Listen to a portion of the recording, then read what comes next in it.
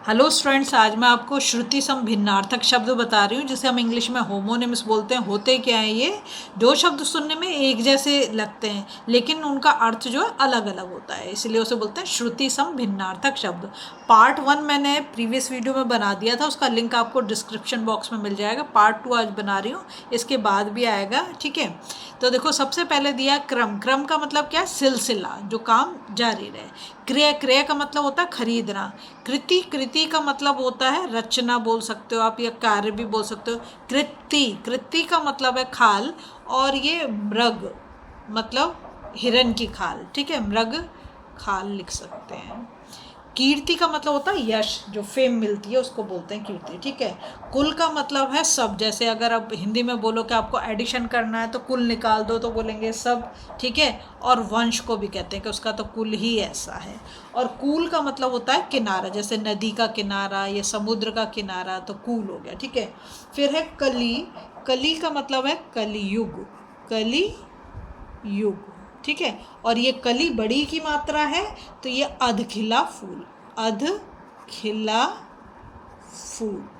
ठीक है, कश, कश का मतलब होता है चाबुक। कभी अगर बैठे हो घोड़े तांगे पे तो देखा होगा, ये हॉर्स राइडिंग करी हो तो देखा हो, उसको चलाने के लिए उसे मारते रहते हैं। कश, कस का मतलब है कसौटी, कसौटी, ये औ की मात्रा है। ठीक है, कस का मतलब है दबाव, कहते हैं ना कस के बंद करना है इसको, तो मतलब दबाव लगा के बंद करना। ठीक है, दबाव, ये वाह है पीछे वाला और ये वाला बस है। ठीक है, कंगाल, कंगाल कहते हैं, कंगाल हो गया मतलब भिखारी, भिखारी। और कंकाल हड्डियों का ढांचा को बोलते हैं। तो कैसा है? हड्डियों का ढांचा है, हड्डियों का ढांचा, ढांचा। ठीक है, कोस, कोस दो है, दूरी की माप है। पहले कहते हैं ना कितने कोस चले, तो जब वो था पुराने ज़माने की बात है, आजकल तो कोई बात नहीं करता। दूरी की माप। और कोश का मतलब होता है खजाना, ट्रेजर। ठीक है, काश, ये काश जो है, काश के भी दो मीनिंग होते हैं, पर ये मैं खांसी वाला लिख रही हूँ। ठीक है, काश का, काश ऐसा होता, काश वैसा होता, ये भी बोलते हैं ना। और कास का मतलब होता है घास। ठीक है, कपिश, कपिश का मतलब है भूरा। और कपीश, यहाँ पे देखो, यहाँ छोटी की मात्रा है और यहाँ पर बड़ी की मात्रा है। तो ये बंदरों का राजा, अगर हनुमान चालीसा पढ़ते हो तो उसमें आता है कपीश। ठीक है, बंदरों का राजा। नेक्स्ट है, यह है छात्र, मतलब क्षत्रिय संबंधित, जो राजपूत होते हैं उनसे संबंधित। ठीक है, और छात्र तुम अच्छे से जानते हो, तुम खुद एक छात्र हो, तो विद्यार्थी।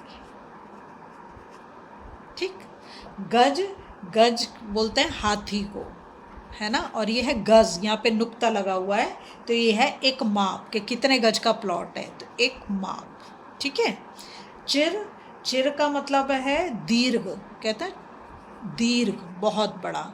और चीर, चीर का मतलब होता है वस्त्र लिख सकते हो, कपड़ा लिख सकते हो। ठीक है, उसके बाद है चूर, चूर का मतलब होता है चूर्ण, जो खाते हो तुम, चूर्ण। ठीक है, और चूड़ का मतलब है खेती।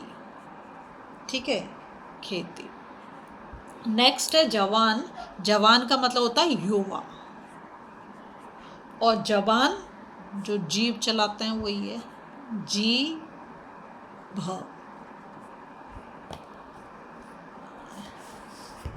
जीभ।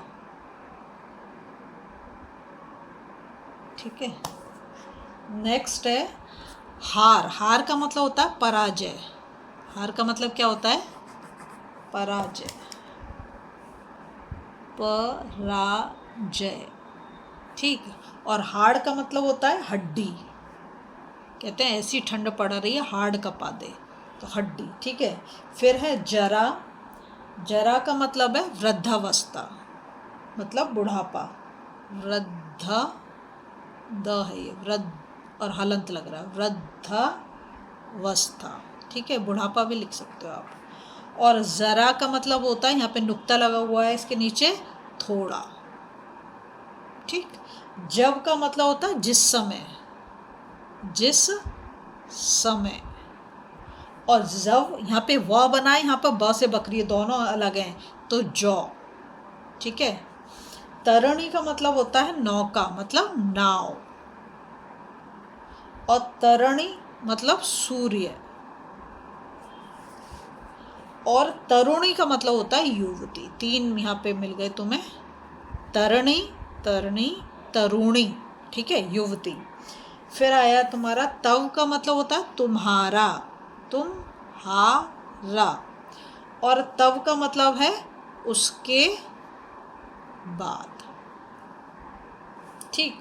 दिन का मतलब होता है दिवस, जैसे कि सोमवार, मंगलवार, बुधवार, या फिर बोल सकते हो आज गांधी जयंती है, या बोल सकते हो बाल दिवस है, ठीक है। और दीन का मतलब होता है गरीब, उसमें छोटी की मात्रा, इसमें बड़ी की मात्रा। दूत कहते हैं संदेश वाहक को, संदेश वाहक, चुगली के लिए बोलते हैं ना, दूत लगा दिया उसने वहां जाके, तो ऐसे, ठीक है। और द्यूत का मतलब है जुआ, और द्वीप का मतलब होता है हाथी, और द्वीप का मतलब है टापू, मतलब आइलैंड, ठीक है। दाव का मतलब है जंगल की आग, जंगल की आग, और दाव का मतलब है दबाव, मतलब प्रेशर। नीड़ कहते हैं घोंसले को, घोंसला, ठीक। और नीर बोलते हैं जल लिख दो, पानी लिख दो, ठीक है। नेति का मतलब होता है जिसका अंत ना हो, नेति मतलब जिसका अंत ना हो, और नेति मथानी की रस्सी, ठीक है, मथानी की रस्सी को बोलते हैं। और नारी तो सब जानते हैं, स्त्री को बोलते हैं।